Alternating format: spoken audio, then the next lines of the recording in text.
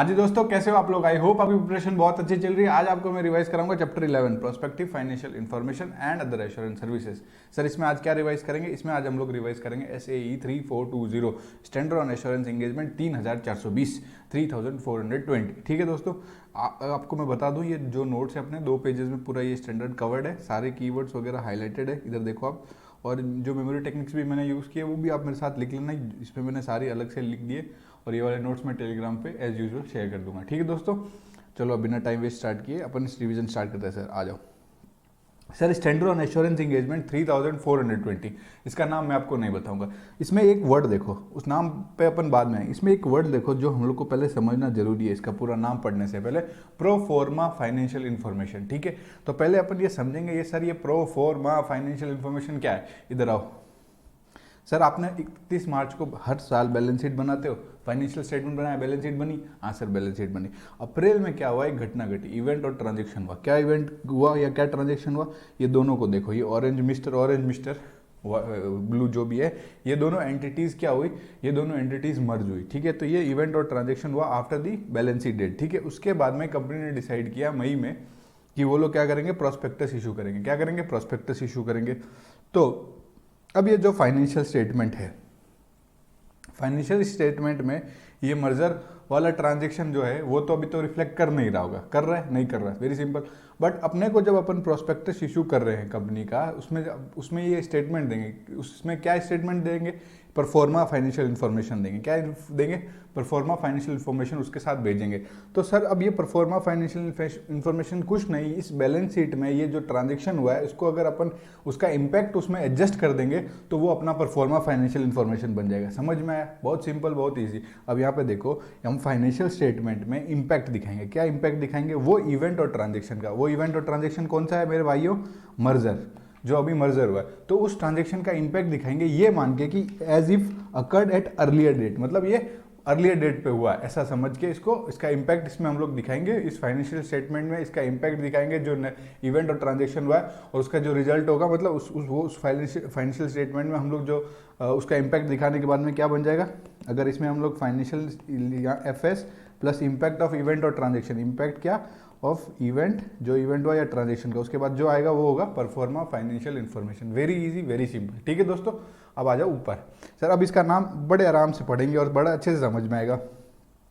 Sir assurance engagement, standard on assurance engagement 3420। Sir 420 है। 420 वाले काम हमेशा प्रोस्पेक्टस में ही होते हैं, याद रखना ये प्रोस्पेक्टस वाला है। ठीक है, तो अब सुनो, एश्योरेंस एंगेजमेंट, एश्योरेंस एंगेजमेंट तो है ही। अब इस एश्योरेंस एंगेजमेंट में हम रिपोर्ट करेंगे। अब किस चीज़ पर रिपोर्ट करेंगे सर, अगर हम कंपाइल करेंगे, क्या करेंगे, कंपाइल करेंगे प्रो फॉर्मा फाइनेंशियल इन्फॉर्मेशन जो प्रोस्पेक्टस में इंक्लूड होने वाली है। सर इतना सिंपल। देखो इधर, assurance engagement to report on the compilation of pro forma financial information जो इंक्लूड होगी in prospectus. Very simple, very easy. Sir ये कब एप्लीकेबल होता है, अरे जब सिक्योरिटीज लॉ बोलता है, सिक्योरिटीज लॉ बोलता है, सिक्योरिटीज रेगुलेशन बोलता है, और एक्सेप्टेड प्रिंसिप, एक सेकंड कट गया, एक्सेप्टेड प्रैक्टिस मतलब उस जुरिडिक्शन में जहाँ प्रोस्पेक्टस इशू हो रहा है वहाँ की ये एक्सेप्टेड प्रैक्टिस है कि जो प्रोस्पेक्टस में अगर ये इशू होता है, क्या इशू होता है, परफॉर्मा फाइनेंशियल इन्फॉर्मेशन उसके साथ जाता है। जब प्रोस्पेक्टस इशू होता है तो उसके साथ परफॉर्मा फाइनेंशियल इन्फॉर्मेशन जाता है। Very easy. सर ये इन्होंने भी बताया what is pro forma financial information. यहाँ देखो, फाइनेंशियल इन्फॉर्मेशन प्रेजेंट की है एडजस्टमेंट के साथ, इलस्ट्रेटिंग जो इवेंट और ट्रांजेक्शन हुआ है उसको on unadjusted financial information. Sir unadjusted financial information क्या, अरे कुछ नहीं, अभी वो बैलेंस शीट थी ना 31 मार्च वाली, ये वाली, यही है, इधर आओ नीचे आओ, आ जाए, यही है अनएडजस्टेड फाइनेंशियल इन्फॉर्मेशन। ठीक है, इसमें अपन ने एडजस्टमेंट कर दिया, जो इवेंट और ट्रांजेक्शन को हुआ था उसका इंपैक्ट हमने इलस्ट्रेट कर दिया, तो ये हो गया परफॉर्मा फाइनेंशियल इन्फॉर्मेशन। वही बात बोला है, वेरी इजी, वेरी सिंपल। अब सुनो, ये ऑफर डॉक्यूमेंट में यूज होगा। हाँ सर, प्रोस्पेक्टस में हेडिंग में दिया है कि प्रोस्पेक्टस में जाएगा, तो ऑफर डॉक्यूमेंट भी तो हुआ ना प्रोस्पेक्टस। हाँ सर ये देखो, पीएनएल भी हो सकता है, इंक्लूड स्टेटमेंट ऑफ पीएनएल, मतलब पीएनएल में भी होगा, बैलेंस शीट में भी होगा, और उसके जो भी रिलेवेंट नोट्स होंगे उनमें भी होगा। ठीक है, वेरी सिंपल। अब एक बात बताओ, तो ये परफॉर्मा फाइनेंशियल इन्फॉर्मेशन क्या एक्चुअल फाइनेंशियल पोजीशन को रिप्रेजेंट करेगा क्या, करेगा क्या, नहीं करेगा भाई मेरे, क्यों करेगा, हमने तो अपने प्रोफॉर्मा फाइनेंशियल इन्फॉर्मेशन बनाया। ठीक है, वो भी इसको ये मान के कि ये इवेंट और ट्रांजेक्शन पहले हुआ है, तो does not represent actual financial position, performance और cash flow of the entity. Very simple, very easy. ठीक है, आ जाओ, सॉरी सर इसका ऑब्जेक्टिव बताओ। अब सुनो मेरी बात सर, ऑब्जेक्टिव वेरी इजी। अभी देखो मैंने आपको जो SAE 3400 पढ़ाया था, SAE इधर आओ, SAE 3400 पढ़ाया था ना भाई, तुझे भी पढ़ाया था। क्या था उसमें? वो था उस पर क्या था, मॉडरेट एश्योरेंस। उसमें हम लोग जो देते थे मॉडरेट एश्योरेंस देते थे, मैंने समझाया था कि उस पर अपना मॉडरेट एश्योरेंस जाता है। बट अब अगर आप ये देखो इस वाले में जो एश्योरेंस जाएगा वो रीजनेबल एश्योरेंस ही जाएगा। तो इसमें क्या करेंगे, ऑब्जेक्टिव क्या है, रीजनेबल एश्योरेंस लेंगे। सर किस चीज़ का रीजनेबल एश्योरेंस लेंगे? सुनो, ये परफॉर्मा फाइनेंशियल इन्फॉर्मेशन कंपाइल हुआ है कि नहीं हुआ है, किस हिसाब से जो हमारे पे एप्लीकेबल क्राइटेरिया अप्लाई होता है ना, उस एप्लीकेबल क्राइटेरिया के हिसाब से कंपाइल हुआ है कि नहीं हुआ है। अब यहाँ पे पढ़ो, देखो क्या लिखा है। To obtain reasonable assurance about whether the performa financial information has been compiled in all material respect by responsible party। responsible party माने मैनेजमेंट यारो, कि मैनेजमेंट की ड्यूटी है ना, अपना थोड़ी है इसमें, मैनेजमेंट ही करेगा। Management on the basis of applicable criteria. देखो जो एप्लीकेबल क्राइटेरिया इस पे अप्लाई होता है उसके हिसाब से उसका कंपाइलेशन होना चाहिए। वेरी सिंपल, ये ऑब्जेक्टिव है। अब सुनो, एप्लीकेबल क्राइटेरिया आपके नॉलेज के लिए बता देता हूँ, इसमें कहीं डिस्कस नहीं करता। जो सेबी रेगुलेशंस के अंदर जो क्राइटेरिया डिस्क्राइब होता है वो होता है। वैसे अपन जो फाइनेंशियल स्टेटमेंट का ऑडिट करते हैं उस पर एप्लीकेबल क्राइटेरिया जो होता है फाइनेंशियल रिपोर्टिंग फ्रेमवर्क के हिसाब से होना चाहिए, अपने को पता है ना, FRF के हिसाब से होना चाहिए। बट इसमें क्या है, अपने को नहीं दिया, तो मैं आपको बस नॉलेज पर्पस के लिए बता रहा हूँ कि इस वाले ऐसे में वो सेबी से रिलेटेड है। ठीक है, सेबी के रेगुलेशन ने जो क्राइटेरिया एस्टेब्लिश किया, जो सेबी में किया है, उन्होंने सेबी ने किया, उसके हिसाब से करेंगे। Very simple, very easy. ठीक है, अब सुनो, अब कह रहा है रिपोर्ट करो। जो प्रैक्टिशनर की, अभी इसने रीजनेबल एश्योरेंस लेगा और रिपोर्ट करेगा in accordance with the piece finding, मतलब practitioners finding. Very simple, very easy. ठीक है, आ जाओ आगे। अब भैया देखो सॉरी यार, compilation of pro forma financial information. Compilation of pro forma financial information के कुछ स्टेप्स दिए हैं कि सर ये कैसे होता है, कैसे इसका कंपाइलेशन होता है। Very simple, very easy. मैंने आपको बताया था उनके फाइनेंशियल स्टेटमेंट में हम इवेंट और ट्रांजेक्शन जो भी हुआ है उसका एडजस्टमेंट करेंगे, वही एडजस्टमेंट करके अपन परफॉर्मा फाइनेंशियल इन्फॉर्मेशन बनाते हैं। यही बोला था भाई साहब। तो सुनो मेरी बात, हम आइडेंटिफाई करेंगे source of unadjusted financial. Source क्या है? सोर्स क्या है मतलब जो बैलेंस शीट है वही अपना सोर्स है। जो बैलेंस शीट पड़ी है वो आइडेंटिफाइंग द सोर्स, वो सोर्स क्या है, identifying the source of unadjusted financial information. ठीक है, सोर्स को अपन ने आइडेंटिफाई किया, उसको एक्सट्रैक्ट करो, उस एक्सट्रैक्ट करो अनएडजस्टेड फाइनेंशियल इन्फॉर्मेशन को। ठीक है, उसमें एडजस्टमेंट करो सर, मेकिंग प्रो फॉर्मा एडजस्टमेंट, उसमें परफॉर्मा एडजस्टमेंट कर दिया अपन ने, और उसके बाद में उसको प्रेजेंट कर देंगे जो भी रिजल्टिंग परफॉर्मा फाइनेंशियल इन्फॉर्मेशन होगी विथ एकम्पनिंग डिस्क्लोजर, जो रिलेवेंट डिस्क्लोजर्स होंगे उसके साथ। Very very simple, identify the source, उसके बाद उसको एक्सट्रैक्ट करो, एक्सट्रैक्ट करने के बाद में वो एडजस्टमेंट करो, एडजस्टमेंट करके प्रेजेंट कर दो डिस्क्लोजर के साथ। Very simple, very easy. ठीक है दोस्तों, अब सुनो, nature of piece responsibility, practitioner responsibility का नेचर पूछा। अब मेरी बात सुनो भैया, यहाँ पे जो प्रैक्टिशनल रेस्पॉन्सिबिलिटी क्या होगी, एक बात बताओ, ये किसकी रेस्पॉन्सिबिलिटी है कि इसको ये बना के दे। ये परफॉर्मा फाइनेंशियल इन्फॉर्मेशन आपने इधर देखा ना, अरे भैया स्क्रीन चला गया, आ जा वापस। ये जो परफॉर्मा फाइनेंशियल इन्फॉर्मेशन आप देख रहे हो, किसकी रेस्पॉन्सिबिलिटी है? कौन बनाएगा? ऑडिटर। ऑडिटर नहीं बनेगा, ऑडिटर का जिम्मेदारी नहीं। ऑडिटर का तो बस चेक करेगा, रीजनेबल एश्योरेंस लेगा कि ये सही से कंपाइल्ड है कि नहीं है। वेरी है ना, आपको पता है। तो सर ये क्या है, ऑडिटर की कोई रेस्पॉन्सिबिलिटी नहीं है कंपाइलेशन में। क्या है? Has no responsibility. भैया ध्यान से सुनिए, कोई रेस्पॉन्सिबिलिटी नहीं है कंपाइल करते समय। Has no responsibility to compile pro forma financial information. समझ गए भैया? Very easy. अब सुनो, पी की रेस्पॉन्सिबिलिटी क्या है सर? वह क्या रेस्पॉन्सिबिलिटी, यही देखो सेम लाइन चिपका है कि जो प्रोफॉर्मा फाइनेंशियल इन्फॉर्मेशन है वो कंपाइल हुआ है इन ऑल मटेरियल रेस्पेक्ट। किसके द्वारा भाई? Responsible party. रेस्पॉन्सिबिलिटी पार्टी कौन? मैनेजमेंट। सर किसके बेसिस पे हुआ होगा? एप्लीकेबल क्राइटेरिया के हिसाब से। Very easy, very simple. आगे आ जाओ। ठीक है, आओ। अब इसमें ना 5 स्टेप्स दिए। अगर आप ये एंगेजमेंट में आप इन्वॉल्व होते हो, कौन से एंगेजमेंट में? जो आपका SAE 3420 वाला एंगेजमेंट है, जिसमें आप कंपाइलेशन में रीजनेबल एश्योरेंस देते हो, उसमें 5 स्टेप्स है सर। एक तो आप एक्सेप्ट करोगे, दूसरा आप प्लान और परफॉर्म करोगे एंगेजमेंट, तीसरा रिटर्न रिप्रेजेंटेशन लोगे, चौथा अपना ओपिनियन दोगे, और 5वां आप रिपोर्ट बनाओगे, और सर आपका ये स्टैंडर्ड खत्म। Very simple. अब देखो, उसमें से भी रिपोर्ट वाला हमें रीड करना होता है। ये तो पूरा रटना का तो है नहीं, इसको ऐसे इस मेंटेलिटी से पढ़ना ही नहीं होता। ये तो कि रटना है सर, ऐसे कैसे लिखना है, क्योंकि आपको इसका नॉलेज होना चाहिए। वो आपको ये नहीं बोलेगा कि पूरी रिपोर्ट ही बना दो। देखना, इतना के तक एलिमेंट लिखेंगे उतना तो क्वेश्चन ही नहीं बनेगा ना। तो अपने को क्या है, मेजर अगर देखोगे तो अपने को 4 स्टेप्स तक अपने को होल्ड होना चाहिए। ठीक है, और बहुत ईजी है, बहुत ईजी स्टैंडर्ड है। मेरे साथ आ जाओ, मैं तो थोड़ा धीरे पढ़ा रहा हूँ ना, 15 मिनट में खत्म हो जाए स्टैंडर्ड। सुनो आओ, क्या क्या स्टेप्स इन्वॉल्व होंगे उसमें जब आप ये एंगेजमेंट एक्सेप्ट करोगे। तो पहला है एंगेजमेंट एक्सेप्टेंस। जो जब आप एंगेजमेंट एक्सेप्ट करो तो भैया ये 5-4 चीज़ें देख लेना। सर इसका मैंने ये बना दिया यहाँ पे चार्ट, क्योंकि ये इजी जाएगा। सुनो, पहला है कैपेबिलिटीज़ और कॉम्पिटेंस। जो बंदा मतलब यहाँ पे ऑडिटर नहीं है, यहाँ पे प्रैक्टिशनर है। क्या है? प्रैक्टिशनर। तो जो प्रैक्टिशनर है वो क्या, उसकी कैपेबिलिटीज़ क्या है, वो कॉम्पिटेंस है कि नहीं। तो वो प्रैक्टिशनर खुद ही चेक करेगा, अरे भैया मैं कैपेबल हूँ क्या, मेरे पास इसकी कॉम्पिटेंस है क्या, ये परफॉर्मा फाइनेंशियल इन्फॉर्मेशन पता भी है ना मुझे, तो इसकी कैपेबिलिटी और इसका कॉम्पिटेंस होना चाहिए मुझे कंपाइलेशन का। ठीक है सर। उसके बाद वो क्या चेक करेगा, उसको कंपाइल करना है एज पर एप्लीकेबल क्राइटेरिया। तो उसने देख लिया कि मेरे पास कैपेबिलिटीज और कॉम्पिटेंस तो है, तो दूसरा चीज़ देखेगा कि क्राइटेरिया क्या, एप्लीकेबल क्राइटेरिया।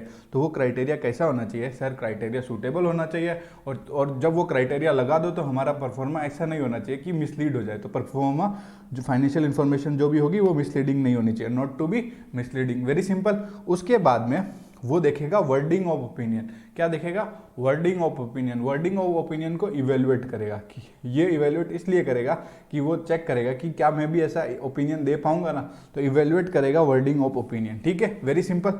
अब आप वापस स्टेप 1 में आ जाओ। देखो, कैपेबिलिटीज देख लिया, कॉम्पिटेंस देख लिया, क्राइटेरिया सूटेबल है कि नहीं है, और क्राइटेरिया जो मैं लगाऊंगा उसके बाद में ऐसा होना चाहिए, मिसलीडिंग नहीं होनी चाहिए, जो अपन ने परफॉर्मा फाइनेंशियल इन्फॉर्मेशन का काम किया। उसके बाद में इवेल्युएट करेगा wording of opinion. Very simple sir. अब जो अनएडजस्टेड फाइनेंशियल इन्फॉर्मेशन का सोर्स था, source of from which unadjusted financial information has been extracted, पढ़ा था ना कि अपन एक्सट्रैक्ट करेंगे। तो वो एक्सट्रैक्ट करने के वो चेक करेंगे क्या ये ऑडिटेड है, क्या ये रिव्यूड है। सुनो, source from which unadjusted financial information has been extracted, वो सोर्स क्या ऑडिटेड है या फिर रिव्यूड है, दोनों में से एक काम होना चाहिए।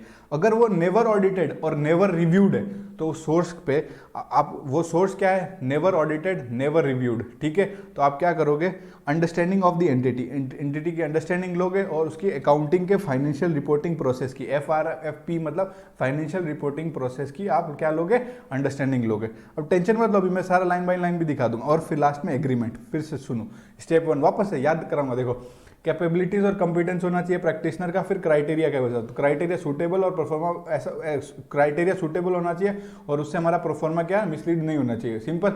इवेल्युएट कर लेगा वर्डिंग ऑफ ओपिनियन, फिर देखेगा जिस सोर्स से हम लोग ने क्या अनएडजस्टेड फाइनेंशियल इन्फॉर्मेशन एक्सट्रैक्ट किए वो क्या होना चाहिए, ऑडिटेड या रिव्यूड होना चाहिए। अगर वो ऑडिटेड या रिव्यूड नहीं है तो अंडरस्टैंडिंग ले लेगा एंटिटी की और उसके फाइनेंशियल रिपोर्टिंग प्रोसेस की, और लास्ट में एग्रीमेंट लेता है। भैया अब आओ ना, मजा खत्म सर आपका टॉपिक स्टेप 1। हाँ इधर आओ। डिटरमाइन की पी के पास कैपेबिलिटीज है या कॉम्पिटेंस है टू परफॉर्म द एंगेजमेंट, यही बोला। हाँ सर। उसके बाद देखेगा जो एप्लीकेबल क्राइटेरिया वो सुटेबल है। Unlikely that proforma financial information will be misleading for the purpose which it is intended. तो मतलब उससे अपना परफॉर्मा फाइनेंशियल मिसलीड नहीं होना चाहिए जो आप एप्लीकेबल क्राइटेरिया यूज करोगे। Very simple. इवेल्युएट करोगे wording of opinion. Wording of opinion को इवेल्युएट करोगे जो लॉज एंड रेगुलेशन में प्रिस्क्राइब्ड है। सर ये क्यों करोगे, ये डिटरमाइन करना है कि practitioner will be likely be able to express opinion जो प्रिस्क्राइब्ड है, मतलब वो वैसा ओपिनियन एक्सप्रेस कर पाएगा ना जो लॉज एंड रेगुलेशन के हिसाब से। ठीक है, ABC तीनों खत्म। सर सोर्स जो सोर्स है अनएडजस्टेड फाइनेंशियल इन्फॉर्मेशन का, जो वहाँ से एक्सट्रैक्ट किया है वो चेक करेगा कि ऑडिटेड है या रिव्यूड है। Very simple. उसके बाद में आप देखोगे कि एंटिटी का हिस्टोरिकल फाइनेंशियल इन्फॉर्मेशन अगर वो कभी ऑडिटेड ही नहीं होगा, कभी रिव्यूड ही नहीं होगा, तो वो अंडरस्टैंडिंग किस चीज़ की लेगा, एंटिटी की और अकाउंटिंग के फाइनेंशियल रिपोर्टिंग प्रोसेस की, यही समझाया था। और लास्ट में एग्रीमेंट ले लेगा। अब सुनो, एग्रीमेंट किस चीज़ का लेगा कि जो रिस्पॉन्सिबल पार्टी है ना वो अंडरस्टैंड और एक्नॉलेज, वो समझता भी है और एक्नॉलेज भी करता है अपनी रिस्पॉन्सिबिलिटी इन 3 चीज़ों के लिए। ये आ जाओ, इसको पढ़ते हैं। ये वही है जो 210 में होता था, वैसा ही है, कुछ टेंशन नहीं लेने का। जब आप एक्सेप्टेबल FRF का वो करते हो, एग्रीमेंट लेना होता है, तो आ जाओ। तो आप एग्रीमेंट में क्या लोगे, पहले एडिक्वेटली डिस्क्लोज। भैया रिस्पॉन्सिबल पार्टी मतलब मैनेजमेंट है, तो रिस्पॉन्सिबल पार्टी की क्या जिम्मेदारी है, तुम एडिक्वेटली डिस्क्लोज कर दो, डिस्क्राइब कर दो जो क्राइटेरिया, भैया जो क्राइटेरिया एप्लीकेबल क्राइटेरिया है उसको क्या कर दो, डिस्क्लोज और डिस्क्राइब। एप्लीकेबल क्राइटेरिया को डिस्क्लोज और डिस्क्राइब किसकी जिम्मेदारी है, रिस्पॉन्सिबल पार्टी का। इस चीज का हम लोग क्या लेंगे, एग्रीमेंट। ये एग्रीमेंट कौन लेगा, ऑडिटर। अगर किसी के दिमाग में ऑडिटर आया तो देख लो सही बात नहीं है, प्रैक्टिशनर है, ऑडिटर यहाँ नहीं यूज करना है। ठीक है। और कंपाइल करेगा। सर कंपाइल किसके हिसाब से करेगा, जो एप्लीकेबल क्राइटेरिया है उसके हिसाब से करेगा। सर इतना ईजी है क्या, सर हाँ इतना ईजी है, तुम लोग खुद से कभी पढ़ते नहीं हो इसीलिए हार्ड लगता है। तीसरा क्या है सर, प्रोवाइड करो प्रैक्टिशनर को, एग्रीमेंट ले लेगा कि भैया मैं जिस रिकॉर्ड, डॉक्यूमेंट या अदर मटेरियल जो मुझे परफॉर्मा फाइनेंशियल इन्फॉर्मेशन कंपाइल करते समय चाहिए उन सब का एक्सेस दो। एक्सेस दोगे तभी तो मैं अपना एश्योरेंस दूंगा कि मेरे को अगर कोई भी इन्फॉर्मेशन चाहिए उसका एक्सेस दो, कोई भी रिकॉर्ड्स का, डॉक्यूमेंटेशन का, अदर मटेरियल्स का, ठीक है, जो मुझे जरूरी है परफॉर्मा फाइनेंशियल इन्फॉर्मेशन को कंपाइल करने के लिए उसका एक्सेस दो, ठीक है। और सुनो, तुमने इतना एक्सेस दे दिया, ठीक है, मैं अलग से कुछ मांगूँ चाय पानी वो भी दो, और मैंने अगर कोई एडिशनल इन्फॉर्मेशन मांग ली, कोई डॉक्यूमेंट मांग लिया तो मना कर दोगे क्या? नहीं।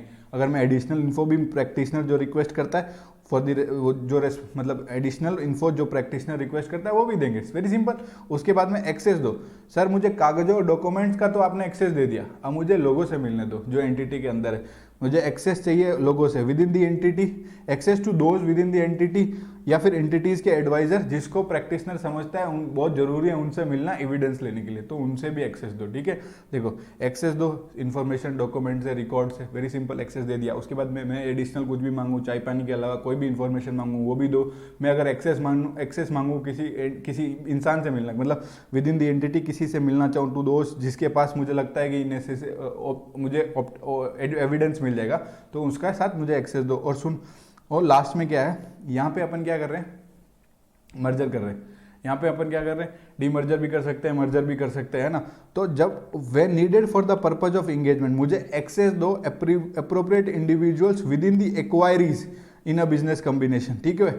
मतलब मुझे अपने तो दो, उस जो फर्म एक्वायर हुई है उसमें से भी मुझे अगर किसी से मिलना है ना तो मुझे मिलने दिया जाए, वेरी सिंपल, उससे भी एक्सेस दो, ठीक है। वेरी सिंपल, आपका हो गया स्टेप 1, वेरी इजी और खत्म, ठीक है दोस्तों। स्टेप इन्वॉल्व इन एंगेजमेंट का, एंगेजमेंट एक्सेप्टेंस खत्म हो गया। अगर आप इसको वापस से देखो, हम लोग ने वही पढ़ा है, capabilities, competence, applicable criteria suitable होना चाहिए, उससे परफॉर्म हमारा मिसलीड नहीं होना चाहिए। इवेल्युएट करेंगे वर्डिंग ऑफ ओपिनियन जो लॉ और रेगुलेशन में प्रिस्क्राइब्ड है। Source of unadjusted financial information जहां से एक्सट्रैक्ट हुई है वो क्या ऑडिटेड और रिव्यूड है, और अगर कभी ऑडिटेड ही नहीं हुई है जो हिस्टोरिकल फाइनेंशियल इन्फॉर्मेशन का है तो अंडरस्टैंडिंग लेगा प्रैक्टिशनर किसकी, एंटिटी की और उसके अकाउंटिंग फाइनेंशियल रिपोर्टिंग प्रोसेस के, और बाद में एग्रीमेंट ले लेगा 3 चीज़ों का। वेरी सिंपल, वेरी ईजी, आपको अच्छे से समझ में आया होगा, ठीक है दोस्तों। इसको रब करके अपन चलेंगे दूसरे वाले स्टेप पे। क्या भैया आपको भी समझ में आया? ठीक है, very good. Step 2, planning and performing the engagement. अब अपन क्या करेंगे, प्लान और परफॉर्म करेंगे एंगेजमेंट, ठीक है। सुनो, जब प्लानिंग और परफॉर्मिंग एंगेजमेंट करेंगे तो फिर नीचे चलते हैं, इतना थ्योरी बाद में पढ़ेंगे, पहले जो मैंने शॉर्ट में लिख रखा है वो पढ़ेंगे, ठीक है। इसमें पहले 5 पढ़ेंगे फिर 5 पढ़ेंगे, ऐसे कर लेंगे। जो क्राइटेरिया है, पहला स्टेप आप एसेस करो। जब आप वापस से इधर आ जाओ एक बार, जब आपने इधर तो एंगेजमेंट एक्सेप्ट कर लिया, ठीक है, ठीक है। अब जब आप प्लान और परफॉर्म कर रहे हो एंगेजमेंट, प्लान और परफॉर्म कर रहे हो एंगेजमेंट, जब आप प्लान और परफॉर्म एंगेजमेंट कर रहे हो तो आपको एसेस करना पड़ेगा। क्या एसेस करना पड़ेगा सर? बहुत सारी चीज़ें करनी पड़ेगी जब आप प्लान और परफॉर्म एंगेजमेंट करते हो। तो पहला चीज़ क्या होगा सर, इधर आओ नीचे, एसेस करो। क्या एसेस करो? जो क्राइटेरिया यूज्ड है वो सूटेबल होना चाहिए। फिर उसके बाद में कंसीडर करो मटेरियलिटी। क्या कंसीडर करोगे? मटेरियलिटी। आपने पहले चेक किया ये क्राइटेरिया सूटेबल है कि नहीं, हाँ सर क्राइटेरिया सूटेबल है कि नहीं, हमने चेक कर लिया। उसके बाद मटेरियलिटी कंसीडर करेंगे। उसके बाद में हम बैठ के सोचेंगे कि उसकी अंडरस्टैंडिंग लेंगे, सोचेंगे नहीं, अंडरस्टैंडिंग लेंगे कि ये रेस्पॉन्सिबल पार्टी ने कैसे कंपाइल्ड किया है, इसको कंपाइल कैसे किया। अपने को देखो उस पर एश्योरेंस देना है, हमें कंपाइल तो करना नहीं है बट समझना तो पड़ेगा ना इन्होंने कैसे किया है ना। तो अंडरस्टैंडिंग लेंगे, how responsible party has compiled the pro forma financial information. उसके बाद में हम एविडेंस लेंगे, ठीक है। अब देखो पहला चार वापस से सुनो, क्राइटेरिया से सूटेबल होना चाहिए, मटेरियलिटी को कंसीडर करेंगे, इसने कैसे कंपाइल किया अरे रेस्पॉन्सिबल पार्टी ने, वो चेक करेंगे, और एविडेंस लेंगे अबाउट दी अप्रोप्रिएटनेस। क्या? जिस सोर्स से हमने अनएडजस्टेड फाइनेंशियल इन्फॉर्मेशन एक्सट्रैक्ट की है उस सोर्स का एविडेंस लेंगे, ठीक है। उसके बाद में अब ये सोर्स से ले लिया, उसके बाद में इसमें हुआ क्या है, एडजस्टमेंट ही हुआ होगा ना, तो उस परफॉर्मा एडजस्टमेंट्स का भी आप क्या लोगे, एविडेंस लोगे, उसके अप्रोप्रिएटनेस का भी एविडेंस लोगे। समझ में आया दोस्तों? वापस से देखो, क्राइटेरिया सूटेबल, कंसीडर मटेरियलिटी, अरे यार इन्होंने कैसे कंपाइल किया वो चेक तो करो, उसकी अंडरस्टैंडिंग तो लो। उसके बाद में एविडेंस लेंगे इनके अप्रोप्रिएटनेस के बारे में। किन के अप्रोप्रिएटनेस के बारे में सर? जो सोर्स जहाँ से ये अनएडजस्टेड फाइनेंशियल इन्फॉर्मेशन एक्सट्रैक्ट हुई है और जो परफॉर्मा एडजस्टमेंट होने वाले उनका आप अभी एविडेंस ले लो। उसके बाद में आप देखोगे, वापस सोर्स पे चले जाओ, देखना वापस यहाँ पे ही सोर्स पे चले जाओ। आप ये चेक करना क्या ऑडिट और रिव्यू रिपोर्ट है कोई। अगर कोई नो ऑडिट या रिव्यू रिपोर्ट ऑन सोर्स, तो क्या करेगा, सेटिस्फाई करना पड़ेगा कि सोर्स अप्रोप्रिएट है। मतलब कोई ऑडिट रिपोर्ट या रिव्यू रिपोर्ट पहले से सोर्स पे नहीं है तो खुद को सेटिस्फाई करेगा कि ये सोर्स अप्रोप्रिएट तो है। अब सुनो, वापस आओ, इस पे अपन ने जो जो किया अब एक बार देखते हैं। एसेस करेगा कि क्राइटेरिया सूटेबल है, ठीक है, वेरी सिंपल। उसके बाद कंसीडर करेगा मटेरियलिटी और उसी के हिसाब से कंपाइल हुआ है कि यही चेक करेगा। अंडरस्टैंड करेगा कि रिस्पॉन्सिबल पार्टी ने सारा कंपाइल तो कर दिया। एविडेंस लेगा सर किसके बारे में, अप्रोप्रिएटनेस ऑफ सोर्स, जहाँ से अनरजिस्टर्ड फाइनेंशियल इन्फॉर्मेशन एक्सट्रैक्ट हुई है। और दूसरा किस चीज़ का एविडेंस लेगा सर, जो हमारे परफॉर्मा एडजस्टमेंट थे ना उनका अप्रोप्रिएटनेस, वेरी सिंपल। उसके बाद में ये देखेगा कि अगर ऑडिट और रिव्यू रिपोर्ट नहीं हुई है, नो ऑडिट और रिव्यू रिपोर्ट ऑन सोर्स, तो सेटिस्फाई करेगा कि सोर्स इज अप्रोप्रिएट। अगर आप देख रहे हो ना ये सारे कीवर्ड्स पे अगर आप फोकस कर रहे हो ना, तो आपको मैं बोल रहा हूँ उसके अलावा कुछ पढ़ने की भी जरूरत नहीं है। देखो सारी चीज़ें वही हाईलाइट की हुई है, कोई फालतू चीज़ नहीं, और यही आपको एग्जाम में लिखनी है, ठीक है। उसके बाद में आ जाओ वापस नीचे, आ जाओ वापस से पढ़ाऊंगा, टेंशन ना लो, याद करना है अपने को। आ जाओ, पहले अपन ने चेक करा क्राइटेरिया सूटेबल है क्या, फिर चेक करा कंसीडर मटेरियलिटी, फिर हमने चेक किया कि हाउ आरपी हैज कंपाइल, मतलब रिस्पॉन्सिबल पार्टी ने कैसे कंपाइल किया। फिर एविडेंस लेंगे sir about the appropriateness of the source, जहाँ से ये अनरजिस्टर्ड फाइनेंशियल इन्फॉर्मेशन एक्सट्रैक्ट हुआ है, और ये परफॉर्मा एडजस्टमेंट के बारे में। उसके बाद में अपन लेंगे कि अगर ऑडिट और रिव्यू नहीं हुआ है, कि क्या नहीं हुआ, ना ऑडिट रिपोर्ट है ना रिव्यू रिपोर्ट है सोर्स के बारे में, सोर्स के ऊपर, तो हम सेटिस्फाई करेंगे कि ये सोर्स अप्रोप्रिएट है। उसके बाद में रिस्पॉन्सिबल पार्टी ने एक्सट्रैक्ट तो ढंग से किया है ना अनएडजस्टेड फाइनेंशियल इन्फॉर्मेशन को। देखो responsible party has appropriately extracted the unadjusted financial information, हाँ उन्होंने ढंग से एक्सट्रैक्ट किया कि नहीं कर रहा है, ये भी अपन चेक कर लें। उसके बाद प्रेजेंटेशन देखेंगे, क्या देखेंगे, जो प्रेजेंटेशन है उसको इवेल्युएट कर लेंगे। और एक लास्ट पॉइंट वेरी सिंपल है, अदर इन्फो का अपन ने पढ़ा है सर 700 वाली सीरीज में, हाँ। तो अगर कोई अदर इन्फॉर्मेशन इंक्लूड है, प्रोस्पेक्टस में अदर इन्फॉर्मेशन इंक्लूड है, तो हमें ये आइडेंटिफाई करना पड़ता है कि जो मटेरियल इनकन्सिस्टेंसीज तो नहीं है, मतलब जो हमारा परफॉर्मा फाइनेंशियल इन्फॉर्मेशन बना, परफॉर्मा फाइनेंशियल इन्फॉर्मेशन बना, तो अपन ये चेक करेंगे कि उसको और प्रोस्पेक्टस में भी कुछ आपने इन्फॉर्मेशन दी, अदर इन्फॉर्मेशन, तो दोनों को अपन कंपेयर करेंगे और आइडेंटिफाई करेंगे क्या इन दोनों में मतलब सेम है ना, इनकन्सिस्टेंसी तो नहीं है ना। तो आइडेंटिफाई करेंगे क्या कोई मटेरियल इनकन्सिस्टेंसी एग्जिस्ट करती है क्या विद परफॉर्मा, जो प्रोस्पेक्टस में इन्फॉर्मेशन गई है उसको कंपेयर किससे करेंगे, जो परफॉर्मा फाइनेंशियल इन्फॉर्मेशन है उससे कंपेयर करेंगे, ठीक है। इधर आ जाओ,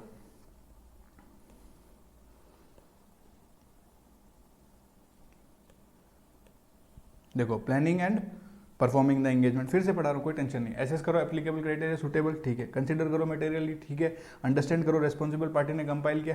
एविडेंस किस चीज़ का लेंगे सर, सोर्स का, जो सोर्स जिससे एक्सट्रैक्ट हुआ है वो सोर्स का अप्रोप्रिएटनेस। और एक एविडेंस और है ना सर, हाँ, अप्रोप्रिएटनेस ऑफ परफॉर्मा एडजस्टमेंट, जो परफॉर्मा एडजस्टमेंट है उसका भी अप्रोप्रिएटनेस लेंगे, ठीक है सर। ना ऑडिट रिपोर्ट है ना रिव्यू रिपोर्ट है सोर्स पे, तो सेटिस्फाई करेंगे ना कि ऐसे प्रोसीजर्स करेंगे और उससे खुद को सेटिस्फाई करेंगे, प्रैक्टिसर खुद को सेटिस्फाई करेगा कि सोर्स अप्रोप्रिएट था, ठीक है। उसके बाद में अगर आप नीचे देखो प्रेजेंटेशन को इवेल्युएट करेगा और अदर इन्फॉर्मेशन को रीड करेगा। क्यों रीड करेगा, to identify the material inconsistency if any with pro forma financial information, very easy very simple, ठीक है दोस्तों। अब इसमें ना एक चीज लिखी है, इधर आओ, पहले इसको रब कर देता हूँ फिर आपको मैं समझाता हूँ। ये सारे के सारे स्टेप ऐसे ही आप पढ़ना, एक चीज एक्स्ट्रा मत पढ़ना इन दोनों स्टेप में, जो मैंने हाईलाइट किया ना उसके अलावा कुछ मत पढ़ना, हाईलाइट अंडरलाइन बोल्ड उसके अलावा अगर कुछ नहीं पढ़ना, सब समझ में आएगा। अदरवाइज जो नीचे बना है वो अपने कॉपी में बना लेना, सब क्लियर है। अनएडजस्टेड फाइनेंशियल इन्फॉर्मेशन में परफॉर्मा एडजस्टमेंट होता है, तो इसमें ना इन्होंने एडिशनली लिख दिया कि परफॉर्मा एडजस्टमेंट में क्या इंक्लूड होगा सर, वो एडजस्टमेंट इंक्लूड होंगे सर, वो एडजस्टमेंट इंक्लूड होते हैं परफॉर्मा फाइनेंशियल इन्फॉर्मेशन में। कौन से, adjustment to unadjusted financial information, जिससे आप इलस्ट्रेट कर सको इम्पैक्ट, क्या इम्पैक्ट, किस चीज़ का इम्पैक्ट, जो सिग्निफिकेंट इवेंट और ट्रांजेक्शन हुए, कैसे, ऐसे कि हैड अकर्ड और transaction had taken at earlier date, ठीक है, वही बात लिखी है, बार कुछ अलग नहीं लिखा। और जो एडजस्टमेंट जरूरी है करने के लिए, तो वो क्या है, नेसेसरी फॉर द परफॉर्मा, जो एडजस्टमेंट जरूरी है, adjustment to the unadjusted financial information that are necessary for the pro forma financial information to be compiled, उसको कंपाइल करना है कंसिस्टेंट बेसिस से, जो भी एप्लीकेबल एफआरएफ है, फाइनेंशियल रिपोर्टिंग एंटिटी फॉलो करती है, फाइनेंशियल रिपोर्टिंग फ्रेमवर्क जो फॉलो करती है उसके साथ कंसिस्टेंटली उनको अपने कंपाइल किया, ठीक है, कोई इश्यू नहीं है। देखो एक तो इलस्ट्रेट इम्पैक्ट है और वो कंसिस्टेंटली होने चाहिए एज पर एप्लीकेबल एफआरएफ, जो आपके अनएडजस्टेड फाइनेंशियल इन्फॉर्मेशन में जो एडजस्टमेंट कर रहे हो वो, ठीक है, कुछ बड़ी बात नहीं है, ठीक है, अलग से लिख दिया था तो मैंने भी लिख दिया। Step 1 step 2 complete. Sir written representation, आंख बंद करो मैं खत्म कर देता हूँ। सर रिटर्न रिप्रेजेंटेशन किस चीज़ के लेंगे कि रेस्पॉन्सिबल पार्टी ने सारे आइडेंटिफाई कर लिए जो जो एडजस्टमेंट करने और परफॉर्मा फाइनेंशियल इन्फॉर्मेशन सही से कंपाइल्ड कर दिया, इसका भी रिटर्न रिप्रेजेंटेशन ले लेंगे। सोचो हम तो करेंगे, एश्योरेंस देंगे उनको, बोलेंगे तो हम लोग तो आए, हम लोग तो यही चेक करना है ना कि भैया एडजस्टमेंट सही सब हुए कि नहीं हुए, सब कंपाइल हुए कि नहीं, उसकी भी रिप्रेजेंटेशन लेंगे। बोलेंगे लिख के दे भाई, तूने सबसे खुद से तो सही किया ना, हम तो बाद में चेक करेंगे। ठीक है, कुछ नहीं, वेरी इजी है। ठीक है, आ जाओ स्टेप 4 पे आ जाओ। खत्म अपना स्टैंडर्ड खत्म भाई, मुस्कुराओ, टेंशन ना लो।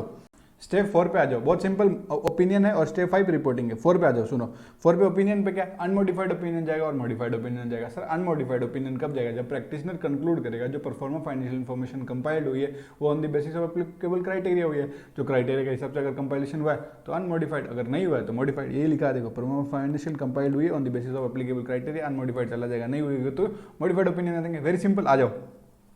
मॉडिफाइड ओपिनियन में इन्होंने काम की बात बोली, अलग से काम की बात क्या बोली कि जब लॉ एंड रेगुलेशन आपको प्रिक्लूड करता है पब्लिकेशन ऑफ प्रोस्पेक्टस, जिसमें मॉडिफाइड ओपिनियन, सुनो जो प्रोस्पेक्टस जा रहा है उसके अंदर आप लॉज एंड रेगुलेशन आपको मना कर रहा है कि आप उस प्रोस्पेक्टस में अगर कोई आपका मॉडिफाइड ओपिनियन है तो आपको वो पब्लिकेशन नहीं कर सकते उसका। तो आप क्या करोगे, सर देखो आपने को लगता है कंक्लूड तो कर दिया कि आपने मॉडिफाइड ओपिनियन देना है, तो फिर पर आप क्या करोगे, मॉडिफाइड ओपिनियन किसके हिसाब से देना है, जो एक आपका फ्रेमवर्क फॉर एश्योरेंस इंगेजमेंट है उसके हिसाब से आपको लगा कि आपको मॉडिफाइड ओपिनियन देना है। तो आपने दे तो दिया, बट अब क्या करना है, लॉ मना कर रहा है कि ऐसा प्रोस्पेक्टस इशू नहीं होना चाहिए, ऐसा पब्लिकेशन में ही नहीं होना चाहिए जिसमें मॉडिफाइड ओपिनियन जाए।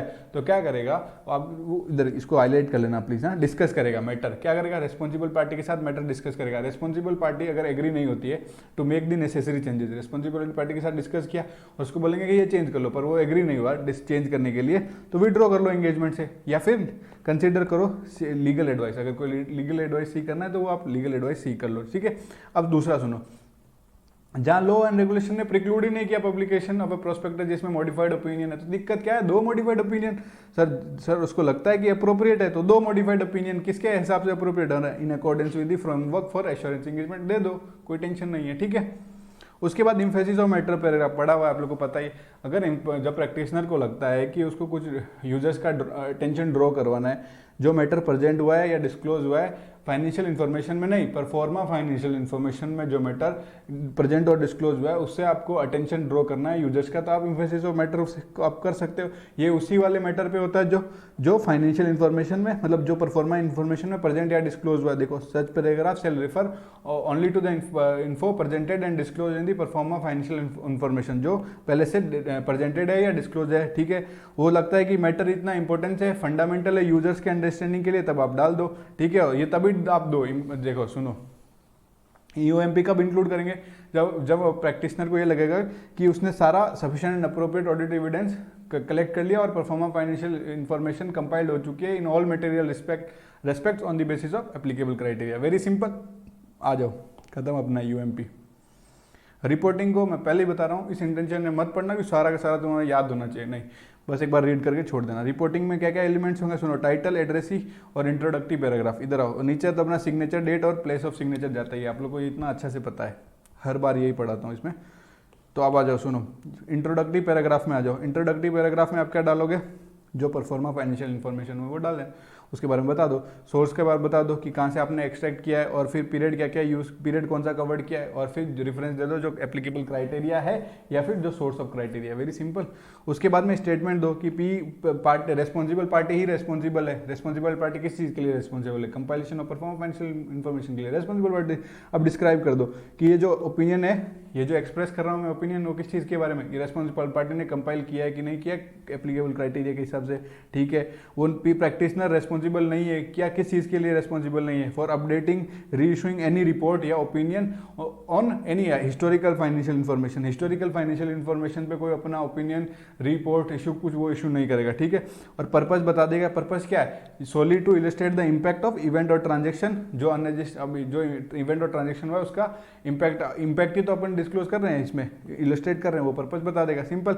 उसके बाद में स्टेटमेंट ये डाल देगा कि ये इथिकल रिक्वायरमेंट उसने फॉलो की है, ठीक है, और प्लान और प्रोसीजर्स किया है टू ऑब्टेन रीजनेबल एश्योरेंस की ये जो रिस्पॉन्सिबल पार्टी ने कंपाइल कर दिया क्राइटेरिया के हिसाब से, सेम चीज़ रिपीट की है। अब सुनो, जी में आ जाओ, एक स्टेटमेंट दे देगा किस चीज़ के बारे में कि ये रीजनेबल एश्योरेंस इंगेजमेंट है, किस पे जो रिपोर्ट करना है कि एप्लीकेबल क्राइटेरिया के हिसाब से इसने बनाया कि नहीं बनाया। उसमें क्या करेगा, ये क्या करेगा, देखो सफिशिएंट अप्रोप्रिएट ऑडिट एविडेंस भी ले लेगा किस चीज़ के बारे में, जो रिलेटेड परफॉर्मा एडजस्टमेंट है वो उस अप्रोप्रिएट इफेक्ट देते हैं, गिव अप्रोप्रिएट इफेक्ट जो क्राइटेरिया उसके हिसाब से, ठीक है, वो रिफ्लेक्ट कर रहे हैं proper application of those adjustment. क्या परफॉर्मा फाइनेंशियल इन्फॉर्मेशन क्या कर रही है, अब रिफ्लेक्ट कर रही है proper application of those adjustment to the unadjusted financial information. इसीलिए तो आए थे आप लोग।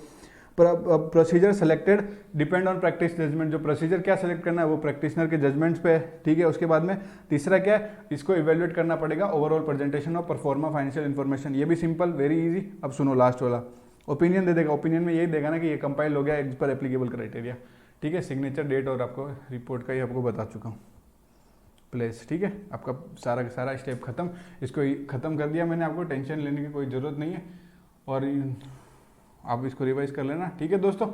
आप अच्छे से इसको करना है, वीडियो को लाइक करना, शेयर करना और कमेंट भी कर देना अगर आपको अच्छा लगा है तो। और ये सारे के सारे नोट्स ऐसे का ऐसा ही, मैं क्लास वाले नोट्स अभी के जो भी बने वो आपको टेलीग्राम में शेयर कर दूंगा, तो आप मेरा टेलीग्राम ज्वाइन कर लेना, ठीक है दोस्तों। Thank you so much, study well, हाँ, बाय।